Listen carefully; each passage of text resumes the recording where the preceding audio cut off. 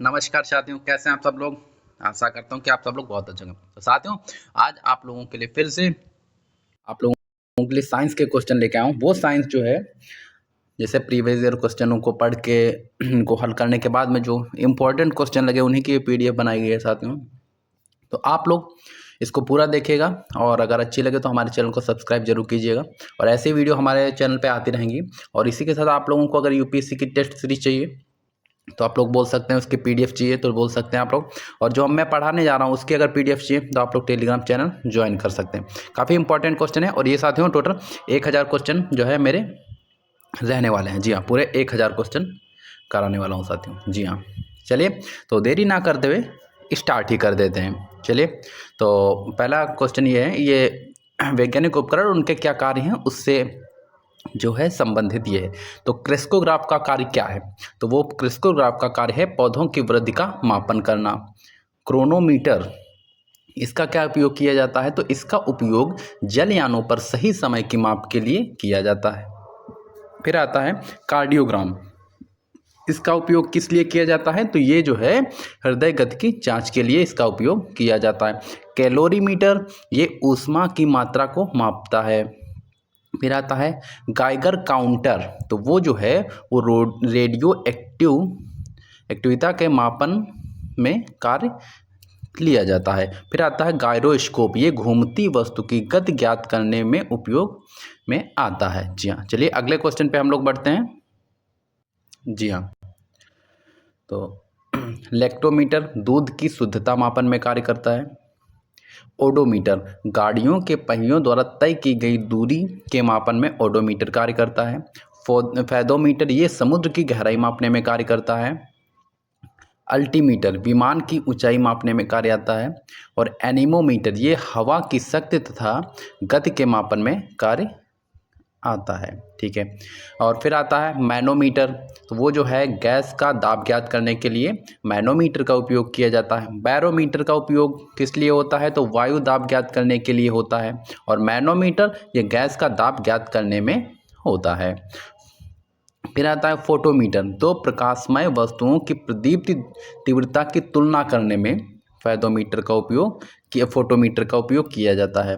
फिर आता है पायरोमीटर, तो जो पायरोमीटर होता है ना, वो दूर की स्थित वस्तु का उच्च तापमान ज्ञात करने, जैसे कोरोना काल में नहीं आया था कि वो लोग जो है वो पायरोमीटर लगा के जो है जांच कर रहे थे। चलिए अगले क्वेश्चन पे आते हैं।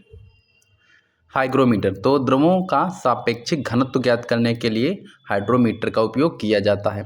और हाइग्रोमीटर, देखिए नाम कंफ्यूज मत हो जाइएगा, हाइड्रोमीटर वो द्रवों का आपेक्षिक घनत्व मापन के लिए, और हाइग्रोमीटर जो होता है वो वायुमंडल की आर्द्रता मापन में कार्य करता है। आता है सिस्मोग्राफ, पता होगा शायद कक्षा 5, 6, 7 से ऐसे ही पढ़ते हुए आ रहे हैं। सिस्मोग्राफ ये सबको लगभग पता ही होता है, लेकिन इंपॉर्टेंट क्वेश्चन है कि पृथ्वी सतह पर आने वाले भूकंपों के मापन में कार्य आता है। स्पेक्ट्रोमीटर, ये पदार्थ का अपवर्तनांक ज्ञात करने में मदद करता है।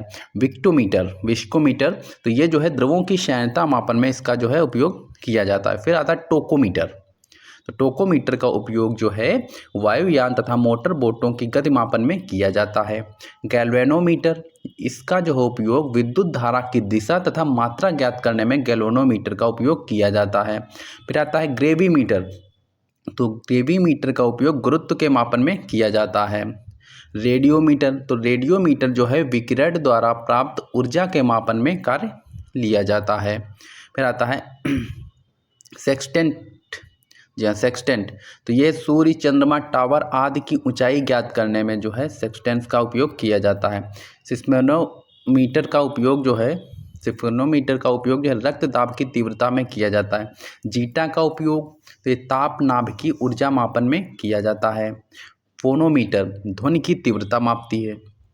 क्रोनोमीटर वर्डों मतलब कलर्स की तीव्रता ज्ञात करने में जो है क्रोनोमीटर का उपयोग किया जाता है। तो आइए अब काफ़ी इंपॉर्टेंट अपने क्वेश्चनों पे आते हैं साथियों। जी हाँ, तो पहला क्वेश्चन है अपना, काफ़ी इंपॉर्टेंट साइंस के क्वेश्चन लिए गए। इसमें से कुछ साथियों जो अभी टेक्निकल का एग्जाम हुआ था रेलवे टेक्नीशियन का, उसमें जो है जो क्वेश्चन आए थे वो भी मैं बताता चलूँगा कौन कौन से इंपॉर्टेंट आपके क्वेश्चन है। और ये होता ना साथियों, अगर इसके नीचे भी लिख देता कि रेलवे ग्रुप डी 2018 2022 इस तरीके से होता ना, तो आप लोगों को यकीन हो जाता कि नहीं ये तो वही है, लेकिन नहीं, ये उससे जुड़े हुए काफ़ी क्वेश्चन लाए गए हैं। चलिए पहले क्वेश्चन पे आते हैं। पत्थरों को ठोकर मारने से व्यक्ति को चोट लगने का कारण प्रतिक्रिया होती है। किसी चीज़ पे हम बल लगाते हैं उसका वापस आना, तो वही है ये। द्रवों में चुंबकत्व का कारण होता है, तो वो इलेक्ट्रॉनों की वर्तुल गति के कारण होता है। पनडुब्बियों में इंजनों के ईंधन के रूप में प्रयोग किया जाता है, तो वो डीजल का प्रयोग किया जाता है। एक रबड़ की गेंद 2 मीटर की ऊंचाई से गिराई जाती है, ठीक है। यदि प्रतिक्षिप्त होने के बाद कोई भी ऊर्जा और वेग का नुकसान नहीं होता है, तब वह कितना मीटर उठेगी। मतलब यह है कि अगर कोई नुकसान हो तो जितनी ऊंचाई से आप उसको फेंकेंगे वह उतनी ही ऊंचाई तक दोबारा वापस जाएगी, मतलब 2 का 2 मीटर ही रहेगा। जी हाँ, चलिए अगले क्वेश्चन पे आते हैं। कागज की फैली स्याही को मासी चूस पत्र पर अवशोषित कर लिया जाता है, क्योंकि मासी चूस के रंध्रों के माध्यम से स्याही को अवशोषित कर लिया जाता है। इसमें ऐसे गुण होते हैं। पानी की एक बाल्टी को केवल एक हाथ में ले जाने के बजाय 2 बाल्टियों को अलग अलग हाथों में ले जाना आसान होता है। क्यों? क्योंकि ये होता है इसे संतुलन, मतलब गुरुत्व केंद्र तथा संतुलन केंद्र पैरों में होता है। अगले क्वेश्चन पे आते हैं। जब एक ऊर्ध्वाधर वृत्त में एक बाल्टी पानी को झुलाया जाता है, तब पानी ऊपरी भाग से नीचे नहीं गिरता, उस समय वेग होगा। तो बाल्टी में वर्तमान पानी की मात्रा को ध्यान में रखते हुए कुछ न्यूनतम कपाट के ऊपर होता है इसके लिए। चलिए अगले क्वेश्चन पे आते हैं। कारों में ऐसे बम्पर होने चाहिए जो टक्कर पर सिमट जाए, क्योंकि वे टक्कर के प्रभाव को झेलकर यात्रियों को सुरक्षित करते हैं, ठीक है। वाहनों के टायर अच्छी प्रकार से फुलाए जाते हैं, क्योंकि वे फिसलन से बच सके तथा न्यूनतम घर्षण लगे। जैसे नहीं कहते कि एवरेज कम आ रहा है, तो कभी कभी ये होता है कि टायरों में हवा भी कम होती है, इसकी वजह से गाड़ियों में एवरेज कम आता है, ये उसी से जुड़ा हुआ है, ठीक है। लाइफ जैकेट का सिद्धांत क्या है जिससे डूबते हुए व्यक्ति को बचाया जाता है? यह व्यक्ति को डूबने से बचाने हेतु तो उसके आयतन में वृद्धि कर देता है, यही लाइफ जैकेट का कार्य होता है, सिद्धांत है। किसी बांध की दीवार नींव आधार पर अधिक चौड़ी होती है, क्यों? ये सबको पता होगा। वह क्षैतिज समतल हॉरिजेंटल प्लेन में बढ़ने वाले दाब को सहन कर सकती। इसके लिए वाहनों में स्नेहक तेल का प्रयोग किया जाता है, क्यों? क्योंकि घर्षण कम हो, इसके लिए स्नेहक तेल का प्रयोग किया जाता है। मोटर वाहनों और विद्युत चलित उपकरणों में आंतरिक दहन इंजन की सुरक्षा के लिए प्रयोग किया जाता है, तो वो है स्नेहक तेल का उपयोग किया जाता है। बस के ऊपरी डेक पर यात्रियों को इसलिए खड़ा नहीं होने दिया जाता है, क्यों? क्योंकि ये जड़त्व के नियम के कारण नहीं खड़े होने दिया जाता है, ठीक है। किसी उपग्रह में किसी अंतरिक्ष यात्री द्वारा गिराया गया चम्मच उपग्रह की गति का अनुसरण करता है। आपेक्षिक सिद्धांत के अनुसार सदा एक समान रहता है, तो प्रकाश का वेग जो है वो आपेक्षिक सिद्धांत के अनुसार अगर हम देखते हैं तो वह हमेशा समान रहता है। निर्वात में प्रकाश का वेग होता है, तो वो होता है सभी प्रक्षेपकों के लिए समान होता है। पानी से निकलने पर शेविंग ब्रश के बाल आपस में चिपक जाते हैं, इसका कारण क्या है? तो इसका कारण सीधा सहपृष्ठ तनाव के कारण वो चिपक जाते हैं। भिन्न कोणों वाले परंतु समान ऊंचाई वाले 2 अनंत समतलों पर किसी गोले को लुढ़काने से वही समय और वही गतिज ऊर्जा लगती है। अगले क्वेश्चन पे आते हैं हम लोग। बॉल पेन जिस सिद्धांत पर कार्य करता है, तो वो है गुरुत्वीय बल पर कार्य करता है। वायु की सापेक्ष आर्द्रता का मापन एवं रिकॉर्ड करने वाला उपकरण है, तो वो है हाइग्रोमीटर है। द्रव जो सर्वाधिक घना विस्कासी होता है वो होता है तेल। फुहारा स्फीयर कार्य करता है, तो वो करता है बर्नौली के सिद्धांत पर जो है यह कार्य करता है। दूध को मथने पर क्रीम अलग हो जाती, इसका कारण क्या है? तो वो है अपकेंद्र बल। आप लोगों को ये कमेंट में बताना होगा कि वॉशिंग मशीन किस जो है बल पर कार्य करती है, उसका सिद्धांत क्या है वॉशिंग मशीन के कार्य करने का। न्यूटन का पहला गति नियम संकल्पना है तो वो है जड़त्व की। जी हाँ, क्या है, जड़त्व की है। साथियों आप लोग पूरा वीडियो देखिए, आप लोगों को खुद पता चल जाएगा कितने इंपॉर्टेंट क्वेश्चन जो है इसमें जोड़े गए हैं। न्यूटन का पहला गति नियम संकल्पना है तो वो है जड़त्व की। साइकिल के पैडल चलाने में प्रयोग होता है तो वो होता है गतिज ऊर्जा प्रयोग होती है।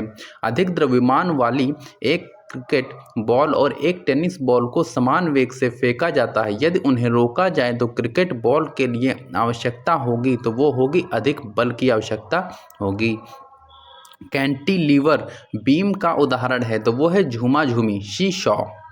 पहाड़ों पर जल कम तापमान पर उबलता है क्योंकि पहाड़ों पर वायुदाब जो है वह कम होता है। चावल पकाना कठिन होता है तो वो पर्वतों के शिखर पर, क्यों, क्योंकि वायुदाब कम होता है। जी हाँ, इसके लिए वहाँ पे जो है कठिन होता है।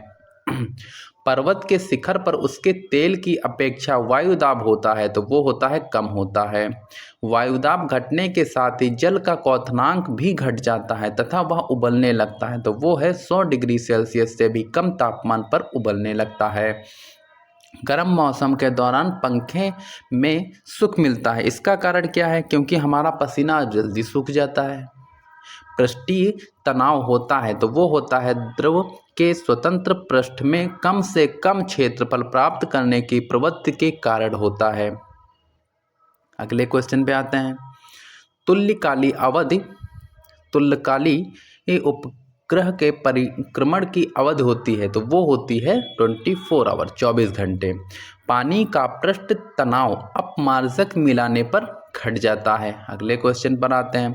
घड़ी के स्प्रिंग में भंडारित ऊर्जा है तो वो है स्थितिज ऊर्जा, जो घड़ी के स्प्रिंग में भंडारित होती है।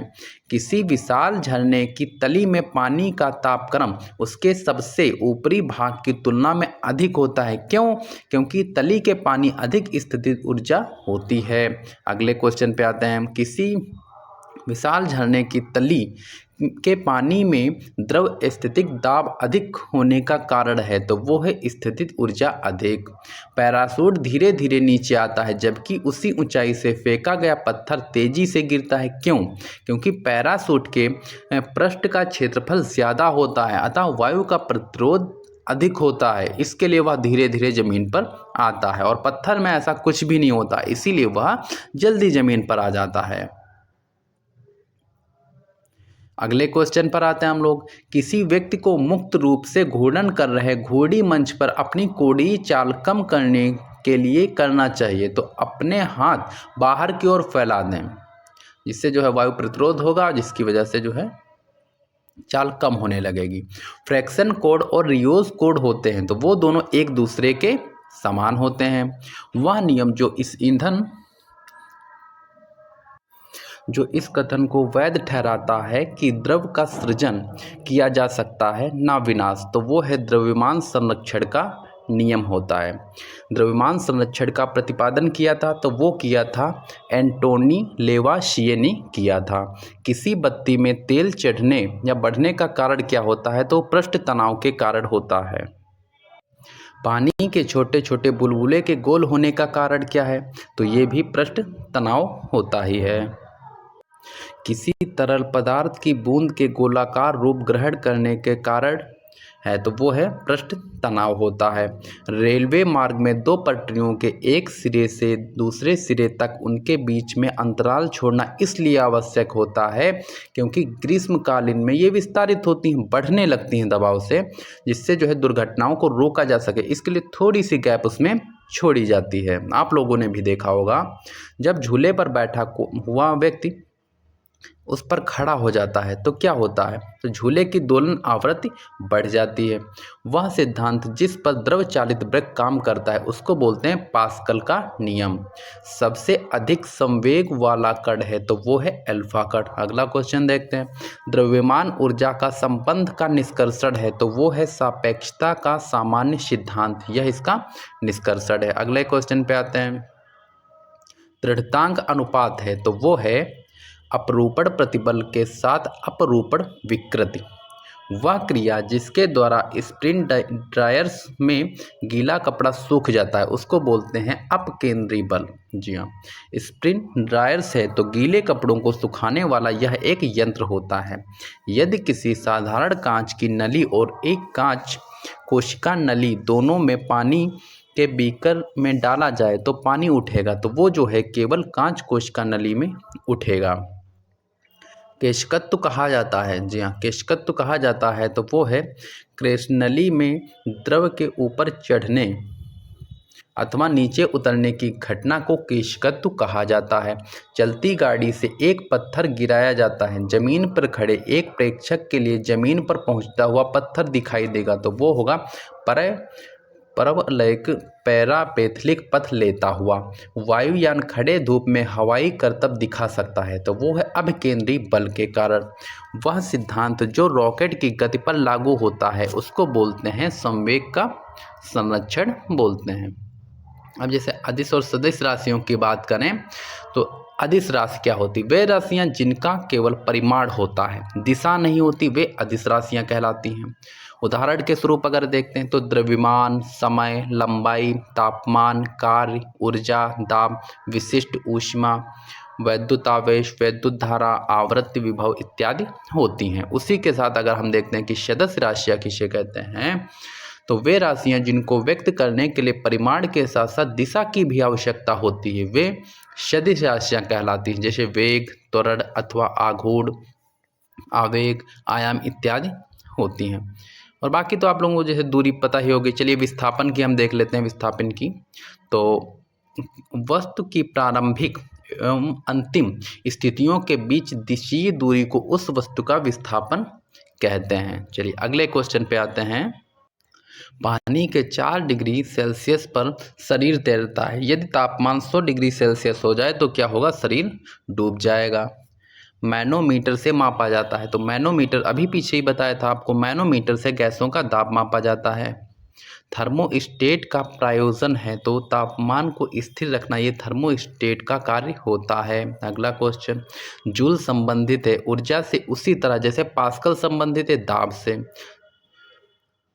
अगला क्वेश्चन देखते हैं, पानी के अंदर हवा का बुलबुला किस तरह का बर्ताव करता है तो वो जो है वो होता है वो एक अवतल लेंस की तरह जो है बर्ताव करता है।